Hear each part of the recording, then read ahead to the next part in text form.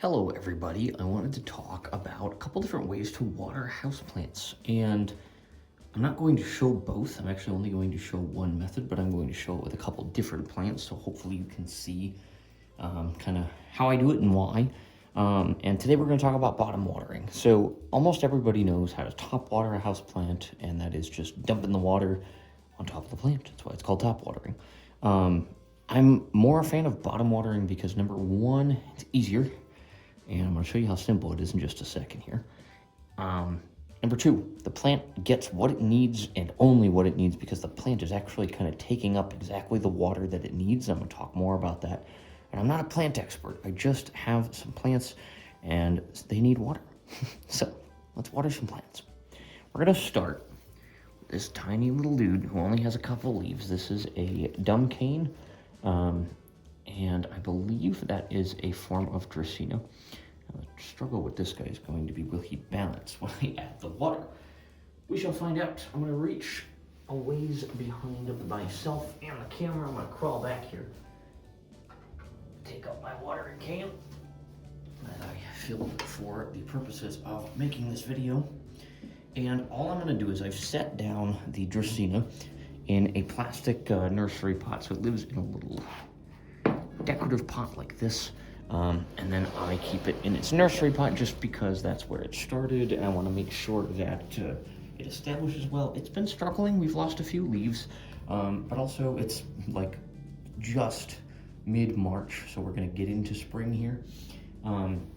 Normally I wouldn't do this, but I'm actually going to put one hand on the plant, and all I'm going to do is I'm actually just going to dump water into this saucer. Literally all I'm doing, and the reason I'm keeping a hand on the plant here is to make sure he doesn't fall over.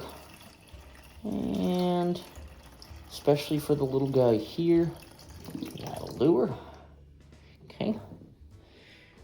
Get the watering can out of here. Step two, do absolutely nothing. And I'm not over-exaggerating here, just sit. So, from what I understand about bottom watering, the way that it works is essentially right now, the holes at the bottom of this pot are underwater, right? I've put enough water in to cover probably, say about half inch, maybe an inch or so. And this is a tiny pot, so it's really not going to take much to cover the holes. So the holes are in the water, dirt is in the holes, water is now in the dirt. Now, over the next several minutes, the water is going to get wicked up into the dirt through something called capillary action. And again, I am no scientist, so I will explain it as a non-scientist human, which is sort of like this is a big sponge. So the water is, latching onto a small piece of dirt. It gets oversaturated, and a little bit of that water moves on to the next piece of dirt. And then that dirt takes up some more water and holds on to as much as it can and passes that action up to the next and the next and the next. And eventually that reaches the dirt near the roots. And the roots of plants actually have tiny, tiny hairs on them that are in the dirt. They pick up that moisture that are then able to take that water up into the stems of the plant and allow for growth of the plant. Now, the nice thing about bottom watering, along with it being really, really easy, because you now just literally let this sit for probably, especially for this little guy, I might even be able to take it out by the time I'm done talking, but I'm going to leave it probably a little longer, and then we'll get the big guy. I have another plant that I'm going to use as well. But it's really easy, and because the dirt in the plant is only able to hold on to so much water when I remove the plant, so even right now, if I pick this plant up, this pot is very, very light.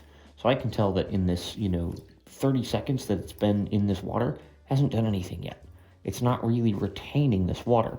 Part of that is also probably because I have not watered this plant for probably almost a week, which is a little bit too long for this particular plant. I should have watered him probably a couple days ago. He actually lost 2 leaves.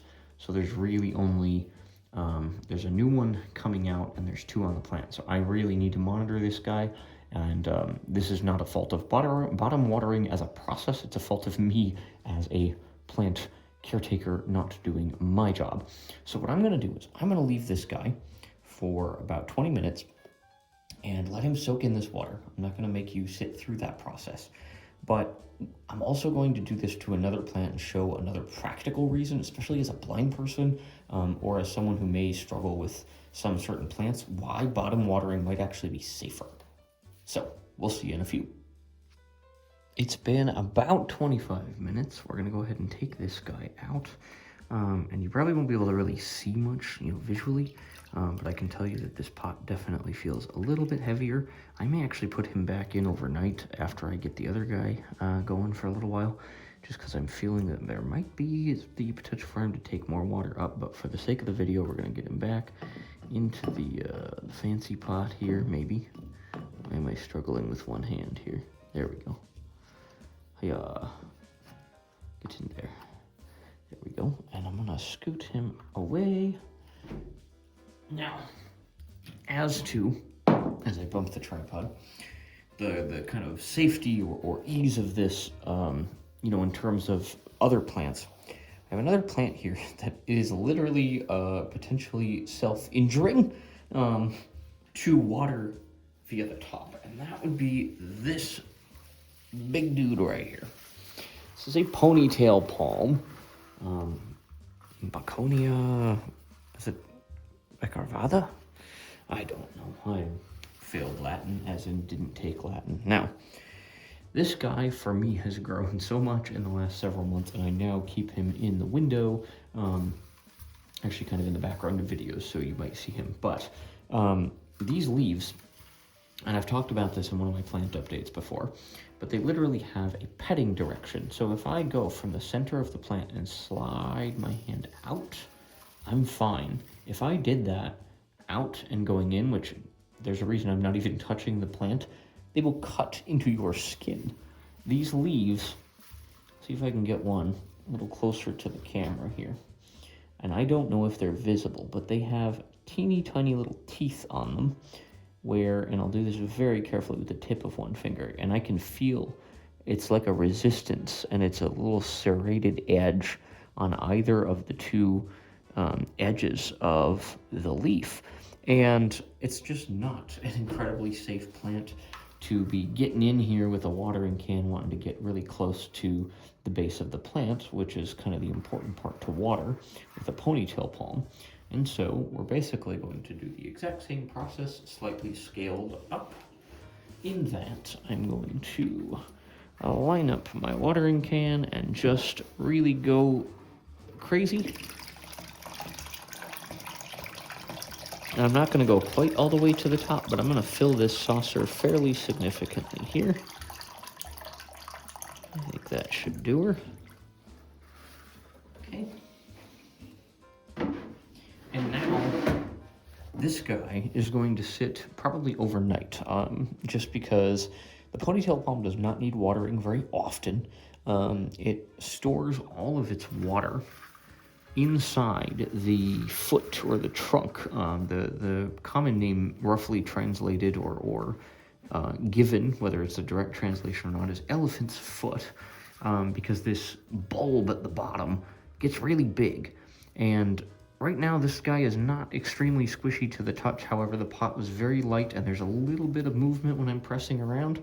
And coupled with the fact that we are due for some pretty warm days ahead, and I don't want to forget about him, and I'm making this video, I figured it was a good time to water him. So he will just chill out right here. I'm actually going to film probably another video, get ready for bed, go to bed, and I have to do some eye drops tomorrow morning before I go to work, and I will remove him then, put him back up on the shelf, and that's it for bottom watering. It's really easy to do.